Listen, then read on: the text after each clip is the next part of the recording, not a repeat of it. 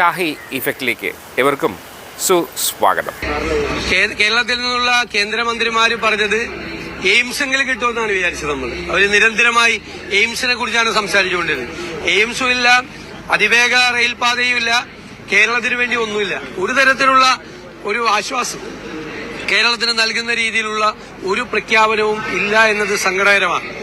മാത്രമല്ല, പഴയ finance commission കേരളത്തിന് നൽകിയത് 1.92% മാത്രമാണ്. ഞങ്ങൾ 16ാമത് ഫിനാൻസ് കമ്മീഷന്റെ മുൻപാകെ കേരളത്തിന് വേണ്ടി അതിശക്തമായ നിലപാട് കേരളത്തിലെ പ്രതിപക്ഷം സ്വീകരിച്ചിട്ടുണ്ട്. ഇവര് തദ്ദേശ സ്വയംഭരണ സ്ഥാപനങ്ങളിലേക്ക് നടന്ന തെരഞ്ഞെടുപ്പിൽ കേരളത്തിലെ BJP നേതാക്കളും കേരളത്തിൽ തെരഞ്ഞെടുപ്പിന് ശേഷം വന്നു പറഞ്ഞ പ്രധാനമന്ത്രിയും എല്ലാം പറഞ്ഞത് വികസിത കേരളം എന്നാണ്. ഇങ്ങനെയാണ് ഇവര് കേരളത്തെ വികസിപ്പിക്കുന്നതെങ്കിൽ ഇതൊരു ജസ്റ്ററാണ്, ഇതൊരു മുന്നറിയിപ്പാണ്.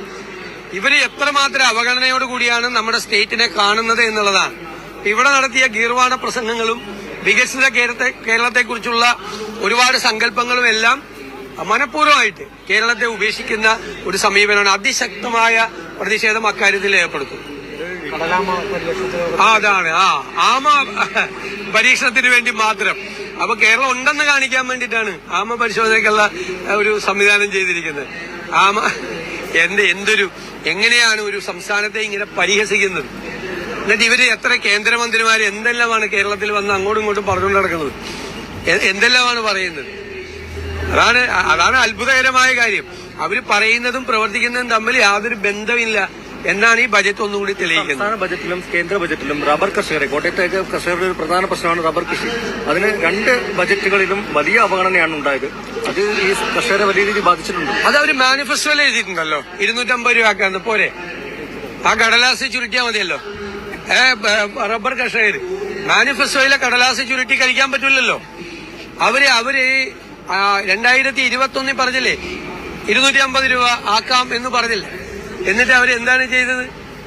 10 കൊല്ലം മുമ്പ് 150 രൂപയായിരുന്നു ഉമ്മൻചാണ്ടിയുടെ കാലത്ത്. 10 കൊല്ലം മുമ്പ് 150 രൂപ.